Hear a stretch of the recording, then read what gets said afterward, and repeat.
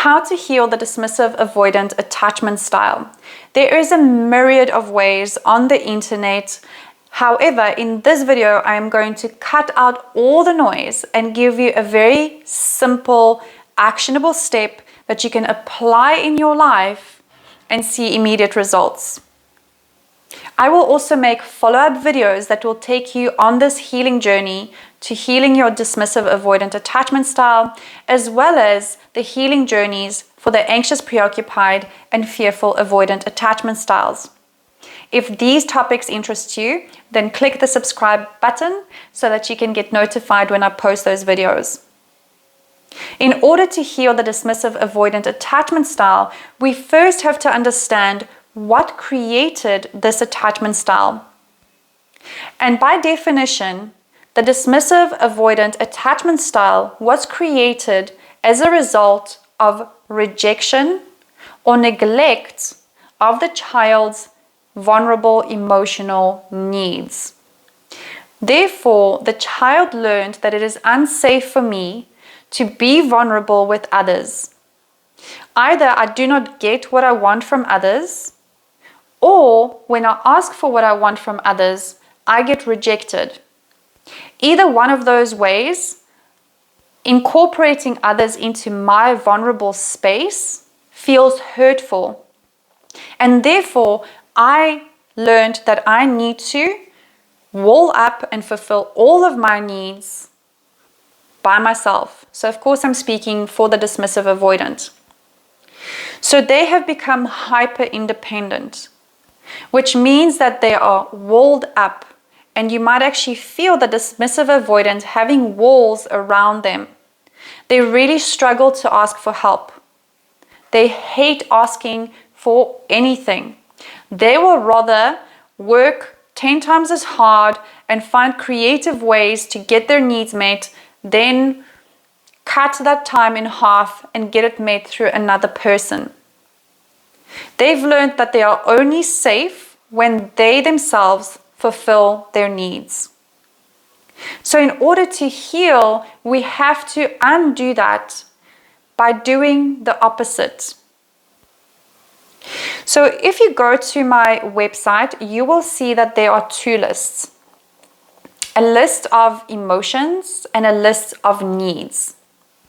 For the dismissive avoidant, these might seem very detached, like what is an emotion? They have learned very skillfully to suppress emotions to the point where they feel or they think that they are in control of their emotions. They might not understand why is everybody else around them so emotional? Why does everybody else have so many needs that they want from the dismissive avoidant? And that just shows the disconnect that happened between their head and the heart. The dismissive avoidant learned to live from their shoulders up in their mind. So now when they have an emotion, immediately it's like a trip switch. It kicks them out from their feelings and into their head. They either intellectualize their emotions, they dismiss them, or they distract in order to numb out those feelings. So it is incorrect to say that as a dismissive avoidant, I am in control of my feelings. It's actually, I have just numbed them out. And in order to heal, I have to reconnect with my body, with my emotions. And it's quite easy if you look at the emotional list and then also onto the needs list. At first, it might be confusing, but it's like anything else. The dismissive avoidant has extremely an intelligent mind. They're usually self-made people who can use their mind. So you can just apply that to learning about emotions as well. I know it was extremely difficult for me when I started learning about emotions.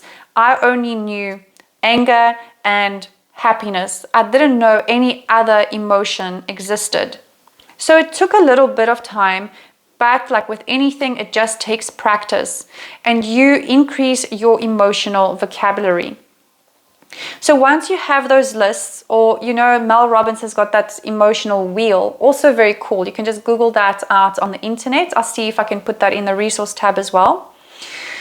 And there you figure out, okay, what am I feeling? So after a day's work, maybe you come home and you're like, okay, I'm feeling overwhelmed. Okay, why do I feel overwhelmed?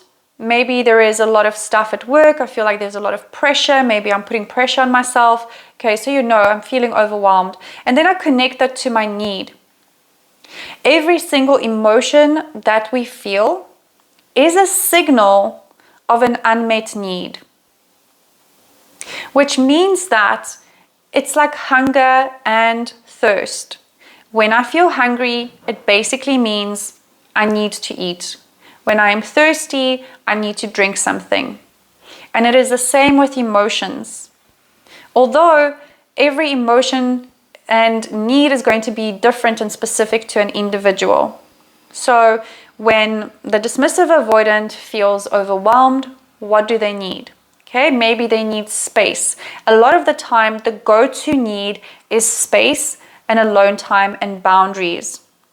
And start to notice that if this is you, that you constantly keep going to space and boundaries, this is a default pattern for you because it doesn't feel safe to be around other people. You haven't developed the neural pathways and that habit of connecting with another person and sharing your day and getting some support. Because remember, your needs were either neglected. So you voiced your needs like, hey, you know what? Maybe you went to your parents and said, hey, I need a hug. I'm feeling sad. And they just said, get over it. Or don't cry, or I'm going to give you something else to cry about. So there might have been almost this undertone of hostility towards you when you were growing up. Or just neglect, where the parents were just too busy to take care of your emotional needs. And this needs to now be reversed. Okay, so now when you feel that overwhelm and all you want to do is just run away, and usually what you do with that is that you don't even tell a person, you don't even tell your partner that you want to run away and that you need time by yourself. You will just action that out, or you will go and sit in front of the TV and just numb out and ignore your spouse, or get frustrated with them that they don't just know that you need space, or you will be late coming from work, or do some other behavior that is then going to cause conflict in your relationship, that is causing your partner to get hurt and feel triggered into their abandonment wound. And yes, of course, we are all responsible for our own feelings. However, we are also responsible for each other. And in relationship, we have to learn how to take care of each other's wounds and needs. That is a healthy relationship. We are not meant to do it all by ourselves, and we are also not meant to do it all enmeshed. There needs to be a good balance. So the dismissive avoidant needs to learn a little bit from the anxious partner of how to rely on others. And the anxious partner, like you will hear in my video about that attachment style, needs to learn how to be more independent. And of course, it's going to feel unknown and therefore uncomfortable at first. However, what is some small way that you can let in your partner by telling them your needs? Start there, even if it's your needs for space that you don't usually communicate. You just expect everybody to accept that you have these needs without verbalizing it. Start by telling your partner, like, hey, you know what? I've noticed that I'm feeling extremely overwhelmed and I need space. And I know that you might need connection. You want us to eat dinner together, or you want us to go out, or whatever it is. However, I just need like an hour to just clear my head, or I need to go for a run, or I need to go and have a shower, or just sit in front of the TV and forget about my day for a moment. Start there. Start by verbalizing your need for space. And also being mindful of your partner. If you're dating an anxious, preoccupied attachment or a fearful, avoidant attachment style, just reassure them. That's all it takes, right? Is you taking care of yourself while taking care of them, and reassure them. You know they have an abandonment wound. You know they freak out when they feel like you just go AWOL. You will cut out conflict, which you don't like. I know you don't like conflict. You will stop yourself from getting into conflict just by pacifying them, giving them a little bit of reassurance, giving them warmth and a little bit of connection and explanation, and then you go and fulfill your needs. And then eventually what you want to do is start inviting your partner to fulfill more of your needs. So perhaps you want to invite your partner to make you a cup of coffee, or maybe give you a neck rub, or maybe you need some validation. A very big need for the dismissive avoidant is acceptance, because you might have received rejection when you were growing up, which means that your inner voice is extremely critical of yourself. Therefore, you want your partner to give you what you don't have. That's what we want, right? We want our partners to fill out the gaps that we don't give to ourselves. So you can communicate that instead of having this expectation that doesn't get communicated and then causes you to shut down where they don't communicate well with you or in ways that you want. Instead of doing that, be proactive and communicate. You know what? I really, really enjoy it when you say thank you to me for the things that I do. I want you to notice that I am trying to change. I want you to notice these specific actions, okay? And give me some validation by saying, thank you that you are communicating your needs, or thank you for making our relationship a priority by watching these videos and taking some steps. And I know it's hard for you and you're doing that action. Thank you for doing that. Communicate that to your partner.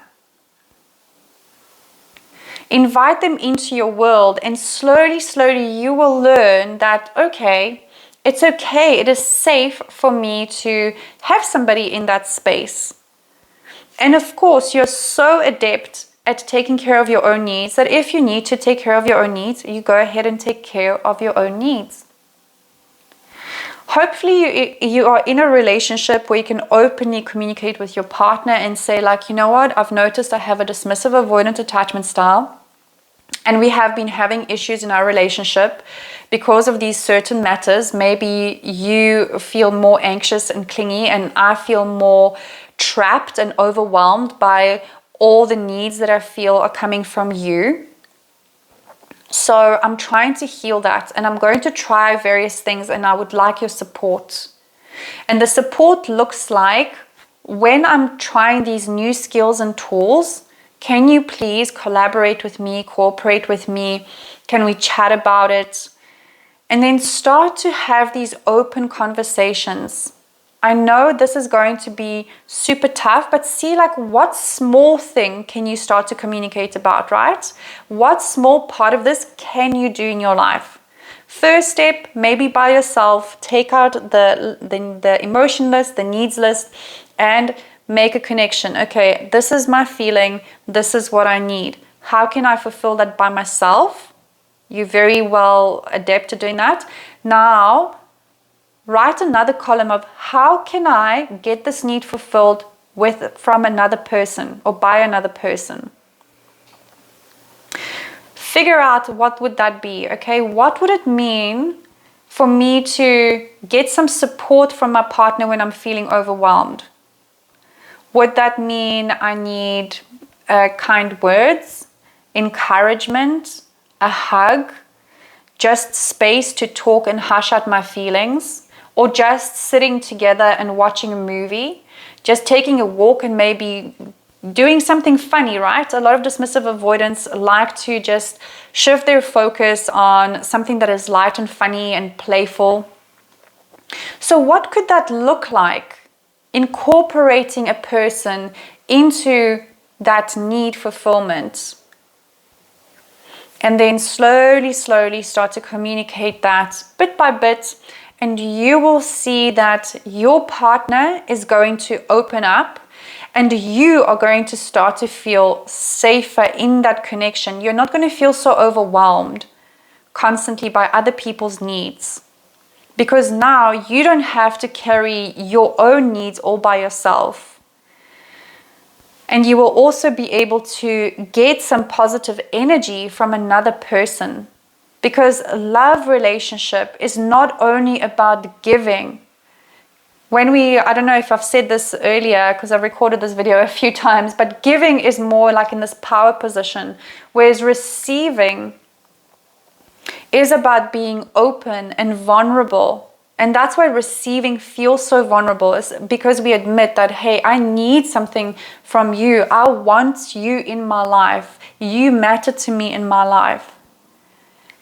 And your partner will feel that. You will experience more safe, nurturing connection. You will experience more space that is not a fight, that you don't have to feel guilty about taking, or you don't have to feel pressured about. You will feel safer within yourself because now you can vouch for your needs. You can voice your needs instead of just acting them out and then causing conflict in your life, which you don't really want to deal with. So you can be proactive against preventing conflicts. Let me know if you're going to try this. I hope you do, because it's so simple and so powerful. It will revolutionize not only your relationship, but your mental health. You're going to get so happy. So I hope you try this. Let me know down below if you are. And send this video to your partner or to anybody else that wants to heal. And let's shift from surviving to thriving together so that you can have the life of love, safety, and freedom that you desire. Till I see you in the next one. Big love.